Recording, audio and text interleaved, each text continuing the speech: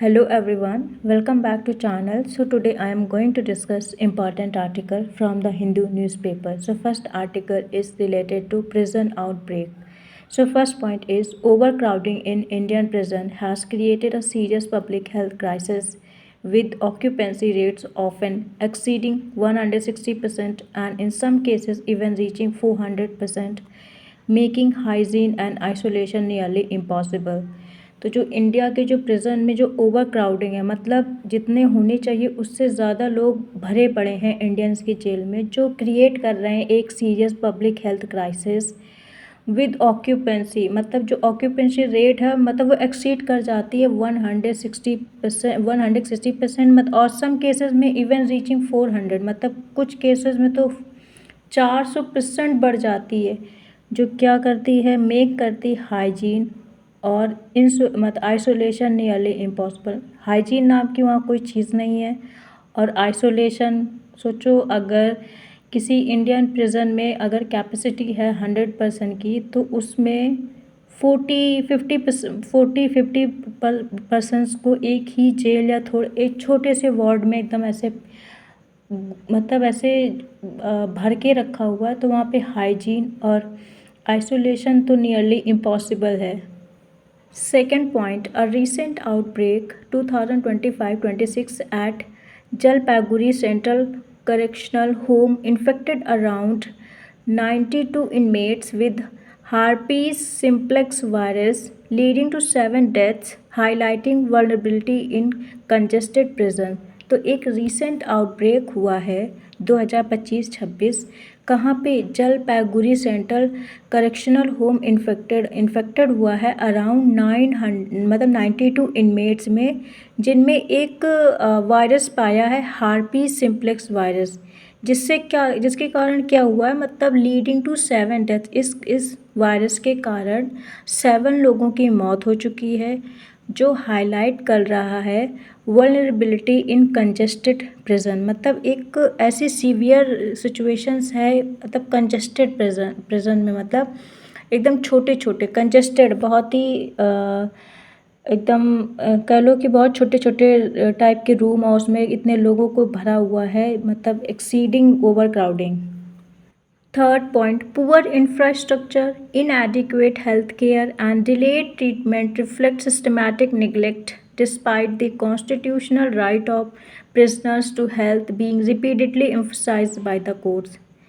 Poor infrastructure, इनएडिक्वेट health care क्या वहाँ कोई आपको फैसिलिटीज़ तो कोई भी प्रोवाइड नहीं की जा रही, इनफैक्ट बेसिस जो होती हैं, और डिलेड ट्रीटमेंट रिफ्लेक्ट करता है एक सिस्टमैटिक निगलेक्ट, मतलब कोई भी ध्यान नहीं दिया जाता है। डिस्पाइट द कॉन्स्टिट्यूशनल राइट है, मतलब बावजूद कॉन्स्टिट्यूशन ने राइट दिया हुआ है प्रिजनर को to health being repeatedly emphasise by court, जो कोर्ट बार बार इस चीज़ पे एम्फसाइज्ड करता है related to health of prisoners, फिर भी कोई भी एक्शंस नहीं लिए जाते, totally neglect. Fourth point, studies shows prisoners are at far higher risk of infectious diseases. A 2023 study, The Lancet Public Health found inmates are 5 times more likely to develop tuberculosis (TB) than the general population.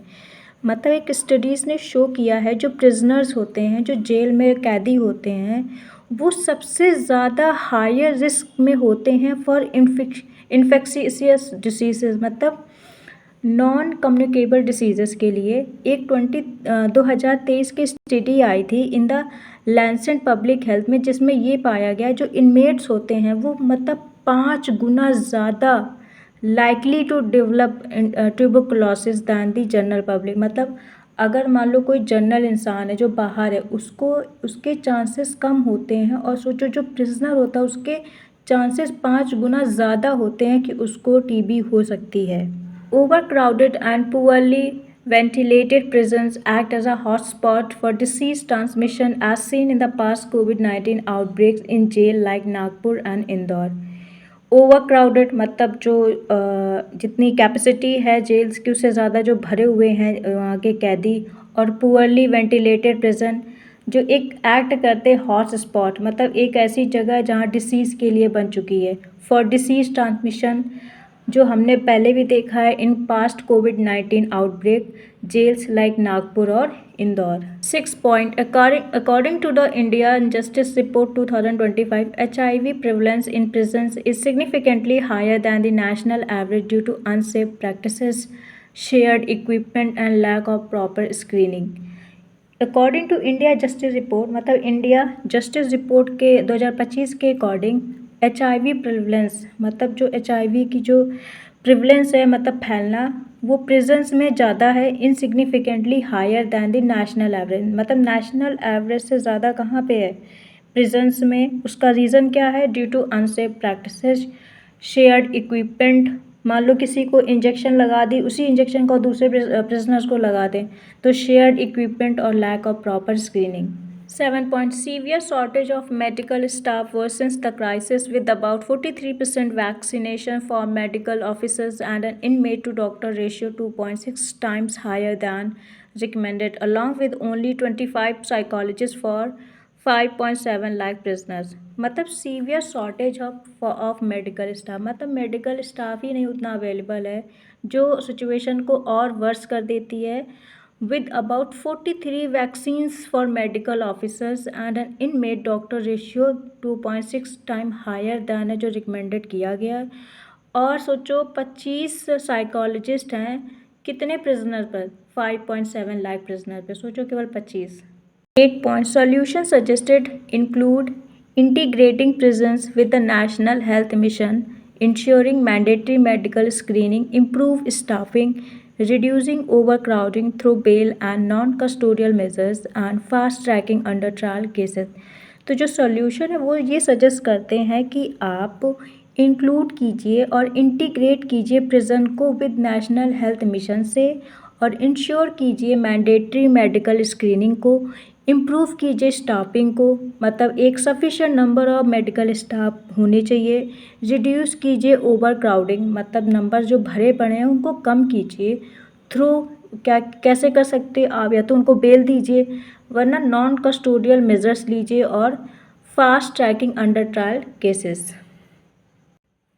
And the second article is related to India's new carbon credit plan. So first point is Union Budget 2026 announced a major rupees 20,000 crore push for a carbon credit framework, but lack of clarity has created confusion about its scope and beneficiaries। तो union budget 2026 ने announce किया है एक major important 20,000 crore का एक push दिया है for carbon credit framework को, बट अभी भी कोई उसमें क्लैरिटी नहीं आई है। Lack of clarity has created, जो क्या कन्फ्यूज़न क्रिएट कर रही है अबाउट इट्स स्कोप, मतलब इस जो प्लान है जो कार्बन क्रेडिट फ्रेमवर्क है इसका स्कोप क्या है, मतलब ये मतलब कैसे वर्क करेगा, किसको किसको बेनिफिट्स करेगा, तो अभी इसमें कोई क्लैरिटी नहीं है अबाउट इस स्कोप और बेनिफिशरीज, मतलब इससे किसको बेनिफिट्स मिलेगा। Second point, the policy focus is primarily on carbon capture utilisation and storage for hard to abate industries like steel, cement and refineries, aiming at industrial decarbonisation. जो policy है उसका जो main focus है primarily on carbon capture, मतलब एक तो carbon को capture करेंगे जिसको बोलते हैं कार्बन सिक्वेस्ट्रेशन, यूटिलाइज़ करेंगे उसको कहाँ यूटिलाइज़ कर सकते हैं, और स्टोरेज, और उसको कहाँ स्टोर कर सकते हैं। वो हार्ड टू अबेट है, मतलब उसको डिफ़िकल्ट है टू रिड्यूस और eliminate emissions from industries like steel, cement और रिफाइनरीज, जिसका एम है इंडस्ट्रियल डीकार्बोनाइजेशन।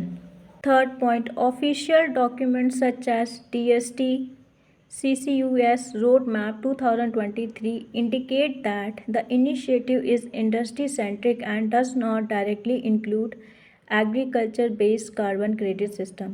तो जो ऑफिशियल डॉक्यूमेंट्स हैं जैसे DST हो गया, CCUS हो गया, रोड मैप 2023, वो इंडिकेट करता है जो इनिशिएटिव है वो इंडस्ट्री सेंट्रिक है, और वो डज नॉट डायरेक्टली, वो एग्रीकल्चर को डायरेक्टली इंक्लूड नहीं करता है because of the based on carbon credit system.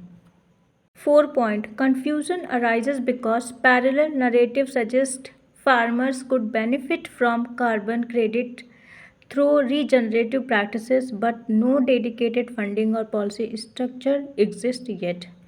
Confusion arise हो रही है क्योंकि जो पैरेलल नरेटिव सजेस्ट कर रहे हैं मतलब एक पैरेलल नरेटिव ये निकल के आ रहा है जो फार्मर्स हैं उससे उनको लग रहा है कि हम इस प्रोग्राम से या इस अनाउंसमेंट से हमको कुछ फ़ायदा मिल सकता है from carbon credit through regenerative practices, but ऐसा कोई भी डेडिकेटेड फंड या पॉलिसी स्ट्रक्चर अभी तक नहीं दिया गया है इसके अंदर. 5 point agriculture based carbon credits like soil carbon sequestration, biochar are still at a conceptual stage and require separate framework, monitoring system and financial support. जो एग्रीकल्चर बेस्ड कार्बन क्रेडिट हैं जैसे सॉयल कार्बन सिक्वेस्ट्रेशन हो गया, biochar हो गया, वो एक अभी तक एक कॉन्सेप्चुअल स्टेज पर हैं और इसमें उनको रिक्वायर है कि उनके लिए एक सेपरेट फ्रेमवर्क हो, उनको उस चीज़ को मॉनिटर करे, मॉनिटरिंग सिस्टम हो और उसको फाइनेंशियल सपोर्ट मिले.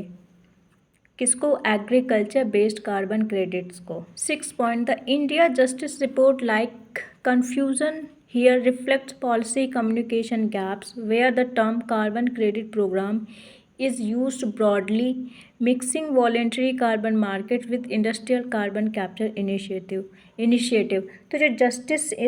तो जो इंडिया जस्टिस रिपोर्ट है उसमें कुछ कन्फ्यूजन्स क्रिएट हैं. वो रिफ्लेक्ट क्या करते हैं? जो पॉलिसी कम्युनिकेशन गैप है, मतलब पॉलिसी में कुछ क्लियर नहीं है. जहाँ पे जो टर्म यूज़ किया गया ना कार्बन क्रेडिट प्रोग्राम, उसको बहुत ब्रॉडली यूज़ किया जा रहा है जो मिक्स कर रहा है वॉलेंट्री कार्बन मार्केट्स को with industrial carbon capture initiatives को. 7 point the 20,000 rupees crore CCUS programme is crucial for reducing emissions from industries that contribute significantly to India's total green house gas emission. जो 20,000 crore rupees allot किए गए हैं for CCUS programme, ये एक important है for reducing emission from industries जो contribute मतलब एक इम्पॉर्टेंट मतलब सिग्निफिकेंटली अमाउंट ऑफ कार्बन जो कंट्रीब्यूट करते हैं to India's total green house gas emissions में. Last point, a clear multi-sectoral approach is needed, separating industrial decarbonization policies from agriculture carbon markets while designing a parallel, well-funded system to help farmers benefit from carbon credit in future. एक clear मतलब बहुत ही crystal और clear multi sectoral approach की requirement है जो separate कीजिए industrial decarbonisation policy को from agriculture carbon market से, और जबकि आप डिज़ाइन कीजिए एक पैरेलल वेल फंडेड सिस्टम जो हेल्प करे फार्मर्स को और बेनिफिट करे from carbon credits in future.